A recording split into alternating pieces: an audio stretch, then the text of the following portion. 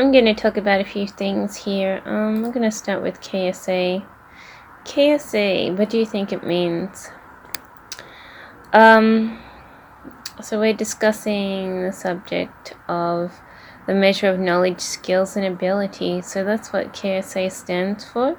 It's a business-related term. And it's required to perform the job is important at this level of analysis. So KSA, the measure of the knowledge, K, skills, S, and abilities required to perform job is important at the first stage of analysis, sort of thing. So that's what it means. These are just rough notes that I have. Now we're going to go on to the skills audit section. Individual person analysis, which is a skills audit. A skills audit is a systematic research process which identifies the current skills or competencies held by the workforce, whether or not they are being actively used, and compares these with the skills or competencies that are needed. That's what a skills audit is. Now we're going on to team learning plane. Learning planes that can be applied to a team as well. A team learning plan assists the team in identifying its purpose and therefore its contribution to the organization. A team learning plan will identify the following: the agreed team purpose, agreed job purpose, expected outcomes and productivity, agreed key result areas, the agreed performance indicators, KPIs. This next one is the types of learning and coaching. There's types of learning is abstract activists, and the coaching is provide guidance on how to do a task and let learners practice.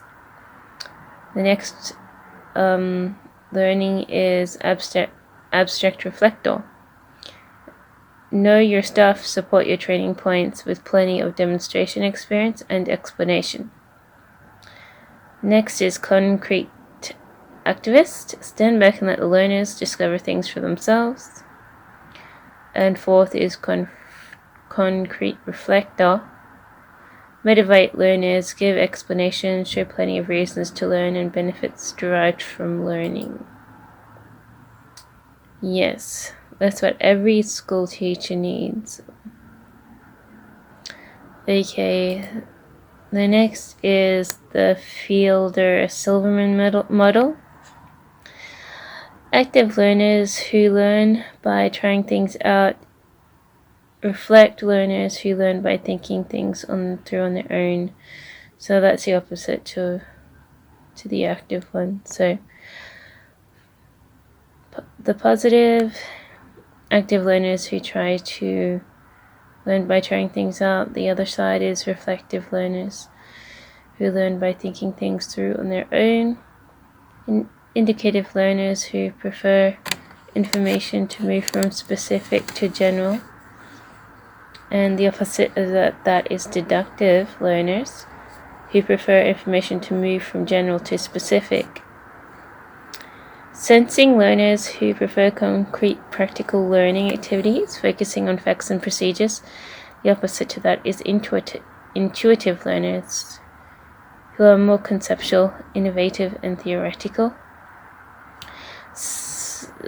The next one is sequential learners who learn best in linear ordered fashion in small steps.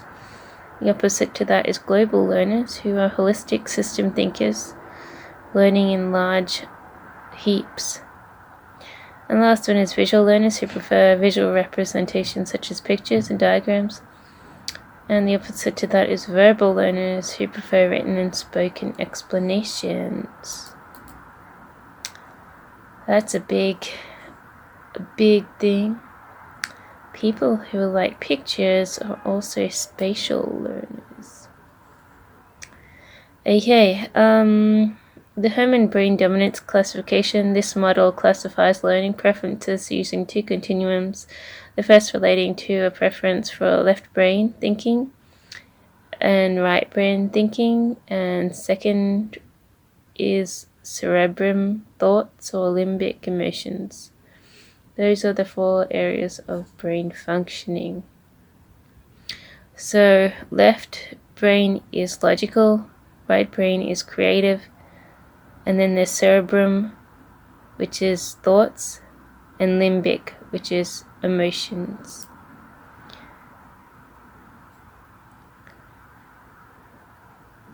Multiple intelligences.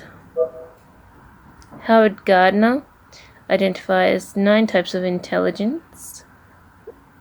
Bodily kinesthetic, people who learn best when moving their bodies or is hands-on. Existential, people who learn best through philosophy or global thought. Interpersonal, people who learn best when participating with others. Intrapersonal, people who learn best working on their own. Linguistic, people who learn best with saying or hearing words. Logical or mathematical, people who learn best by classifying information using abstract thought and basic principles and patterns. Musical or rhythmic, people who learn best through melody, music, and rhythms. Naturalist, people who learn best when observing nature and the order of things and referring to broader principles found in nature. And spatial, people who learn best with pictures, watching and observing. So that's some food for thought.